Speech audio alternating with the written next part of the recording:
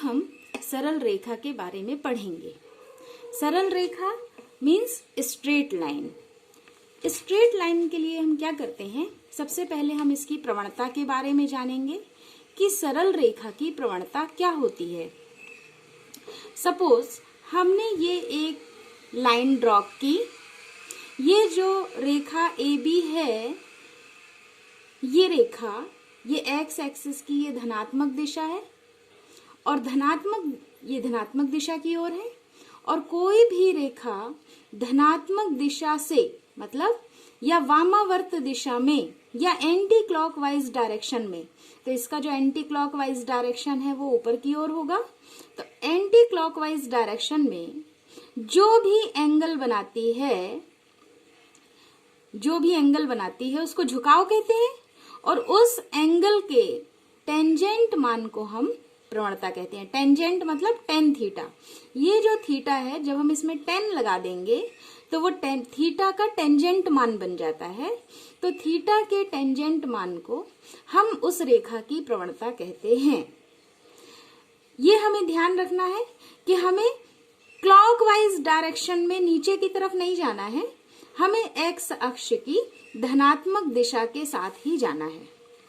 ये एंगल जो है ये वेरी कर सकता है, ये 30 बना सकता है, 45 डिग्री का एंगल बना सकता है, 60 डिग्री का एंगल बना सकता है।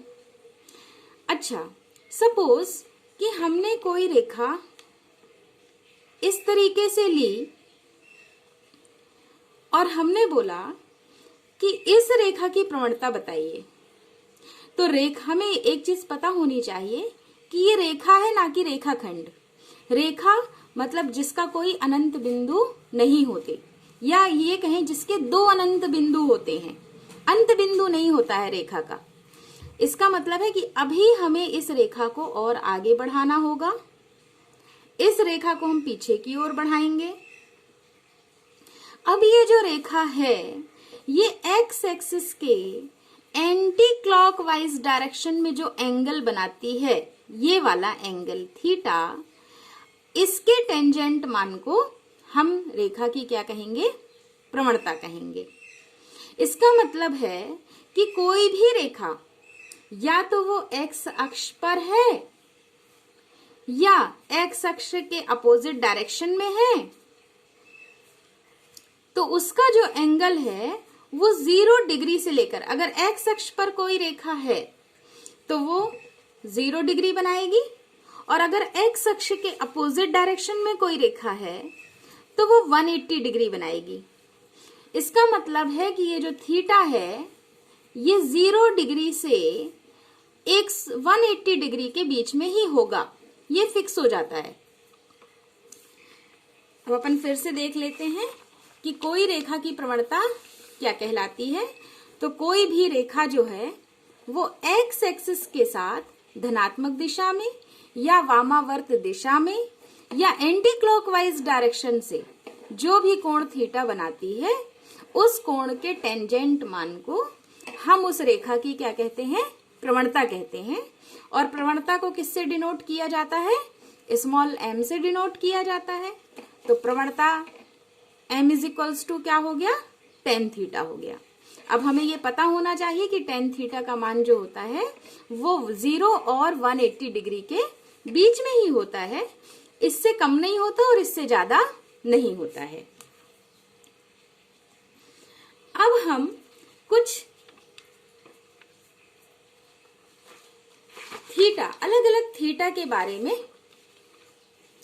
पढ़ेंगे। जैसे सपोज हमने मान लिया कि जो हमारा थीटा है, थीटा की वैल्यू हमको दी गई है 30 और कहा गया है कि इसकी प्रवणता निकालिए। तो हमें पता होना चाहिए कि tan थीटा मतलब tan 30, ये हो गई इसकी प्रवणता m। अब स्मॉल m बराबर, प्रवणता बराबर tan 30 की वैल्यू कितनी होती है, 1/√3। तो इस रेखा की प्रवणता जो एक्स एक्सिस के साथ 30 डिग्री का एंगल बना रही है, उसकी प्रवणता 1/√3 हो जाएगी। और देखते हैं, जैसे हमने लिया थीटा = 60 डिग्री। जब हमने 60 डिग्री लिया तब हमारी प्रवणता क्या होगी? तो हमारी प्रवणता हो जाएगी tan 60, और tan 60 की वैल्यू कितनी होती है? तो tan 60 की वैल्यू होती है √3।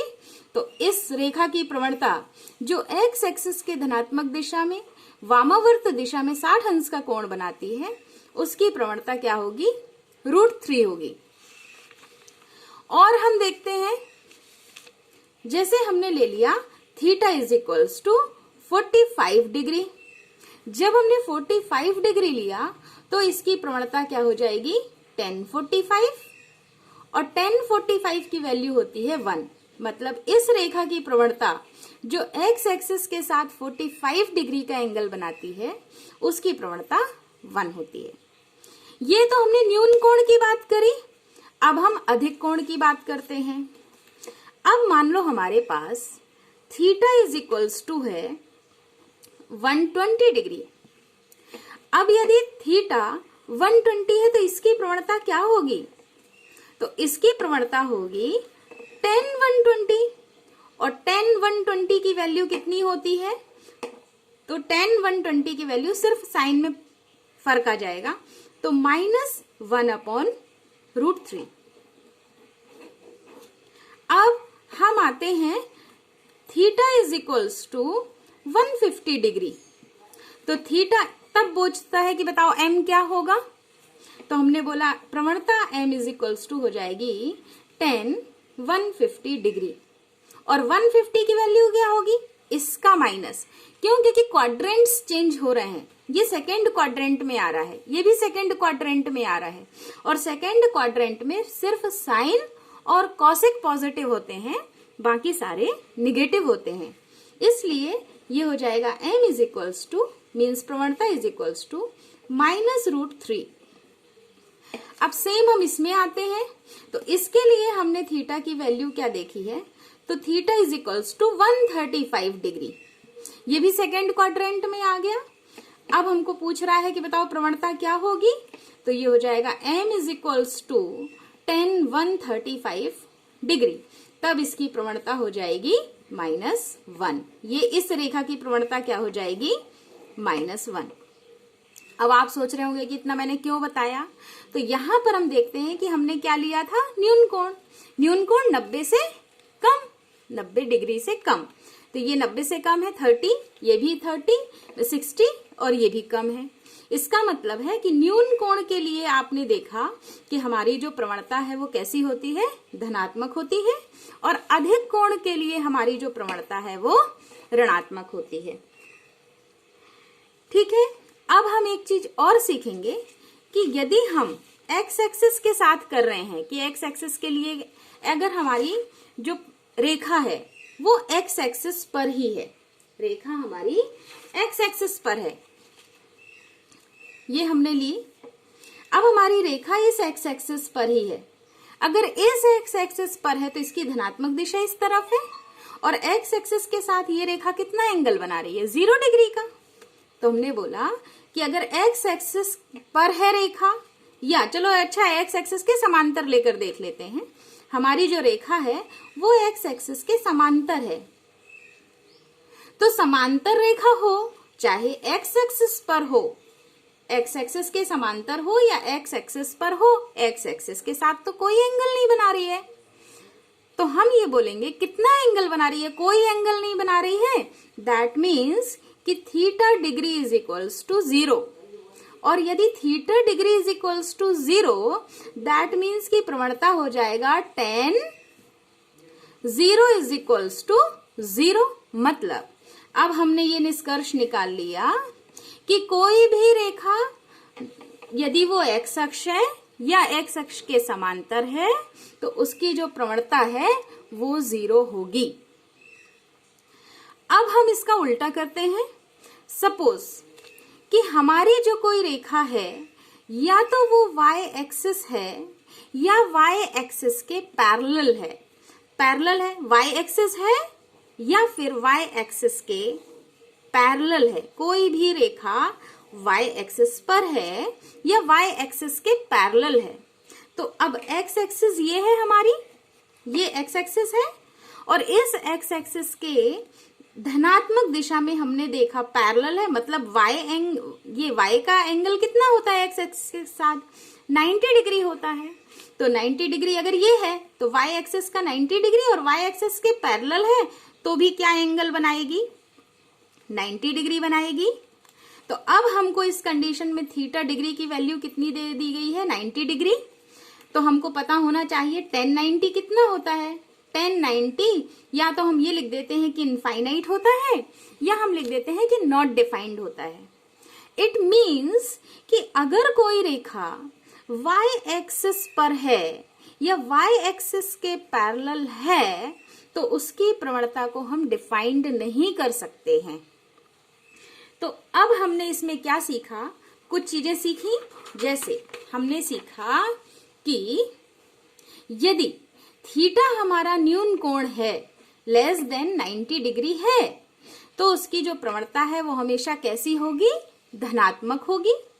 और यदि हमारा जो थीटा है वो ग्रेटर देन 90 डिग्री है, मीन्स अधिक कोण है, तो हमारी जो प्रवणता है वो ऋणात्मक होती है।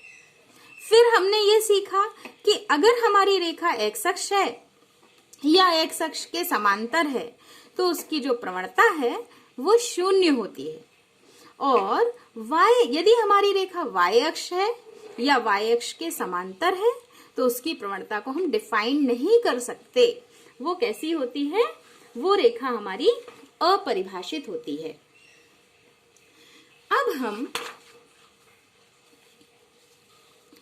पिछले वीडियो में हमने सीखा था कि यदि हमें दो बिंदु x1 y1 और x2 y2 दिए हों तो उन बिंदुओं से जाने वाली रेखा की प्रवणता हम कैसे निकालते हैं। तो निकालने का फॉर्मूला क्या था, m = y2 - y1 upon x2 - x1। अब हम इसी पे एक बेस्ड क्वेश्चन करते हैं कि हमें ये दो पॉइंट्स दिए हैं 2 - 2 और -6 और 4 और हमें अब प्रवणता निकालनी है। तो हम सबसे पहले इस पॉइंट को x1 y1 मान लेते हैं और इसको हम x2 y2 मान लेते हैं। और अब हमें प्रवणता निकालनी है तो हम इस फॉर्मूले में वैल्यू पुटअप कर देते हैं। y2 की वैल्यू कितनी है 4 माइनस y1 और y1 की वैल्यू कितनी है -2 और फिर x2 की वैल्यू कितनी है, x2 की वैल्यू है -6, फिर माइनस लगाना है और x1 की वैल्यू कितनी है 2। तो ये हो गया। अब हम इसको कैसे करते हैं, तो ये माइनस और माइनस प्लस हो जाएगा, 4 और +2 ये हो गया 6 और ये माइनस माइनस ऐड हो जाएंगे तो ये हो जाएगा -8। अब इसको हम कट रहा है तो काट दें, 2 3 जा 6 एंड 2 4 जा 8। मतलब इस रेखा की प्रवणता जो इन दोनों बिंदुओं से होकर जाती है, इस रेखा की प्रवणता हो जाएगी -3/4। ठीक है। अब हम ये देखेंगे कि x एक्सिस का इक्वेशन क्या होता है, y एक्सिस का इक्वेशन क्या होता है। x एक्सिस के पैरेलल हम कैसे निकालेंगे किसी रेखा का समीकरण और y एक्सिस के पैरेलल हम किसी रेखा का समीकरण कैसे निकालेंगे। तो हम सबसे पहले देखते हैं x एक्सिस का इक्वेशन क्या होता है। बहुत इजी है। अगर हम x एक्सिस पे कोई पॉइंट लेते हैं, ले लीजिए कहीं पर भी ले लीजिए, ये पॉइंट ले लें, ये पॉइंट ले लें, ये पॉइंट ले लें, ये पॉइंट ले लें। तो मैं पिछले वीडियो में बता चुकी हूं कि x एक्सिस पे अगर हम कोई पॉइंट लेते हैं तो उसका y कोऑर्डिनेट 0 होता है। मतलब ये कुछ भी हो हमारा, ये हमारा वेरी कर सकता है, ये वेरी करेगा, लेकिन हमेशा y क्या होगा 0 होगा। ये वेरी करेगा, भुज जो है वो वेरी करेगा, लेकिन y क्या होगा 0 होगा। इसलिए हमने इस इक्वेशन में देखा कि x एक्सिस का जो इक्वेशन होता है उसमें कोटि हमेशा क्या होती है 0। इसलिए x एक्सिस का इक्वेशन क्या हो गया y = 0। सेम अब हम y एक्सिस पर आते हैं कि अगर हमें y एक्सिस का इक्वेशन निकालना है तो y एक्सिस का इक्वेशन निकालने के लिए, ठीक है, तो यहां पर जब हम y एक्सिस पर आते हैं तो हमें यहाँ कोई भी भुज नहीं मिलता। मीन्स फर्स्ट कोऑर्डिनेट y के जो कोऑर्डिनेट्स हैं वो चेंज होते जाएंगे, ये चेंज होते जाएंगे, ये वाले ये वेरी करेंगे, लेकिन हमेशा y एक्सिस पर जो भुज है वो हमेशा क्या होगा, 0 होगा, चाहे वो पॉइंट यहां हो, चाहे वो पॉइंट यहां हो, चाहे वो पॉइंट यहां हो। तो अगर y एक्सिस का इक्वेशन निकालना है तो हमें उसका भुज 0 करना पड़ेगा, means small x is equals to 0। तो x एक्सिस का समीकरण क्या हो गया, y बराबर 0, और y एक्सिस का समीकरण क्या हो गया, x बराबर 0। Thank you.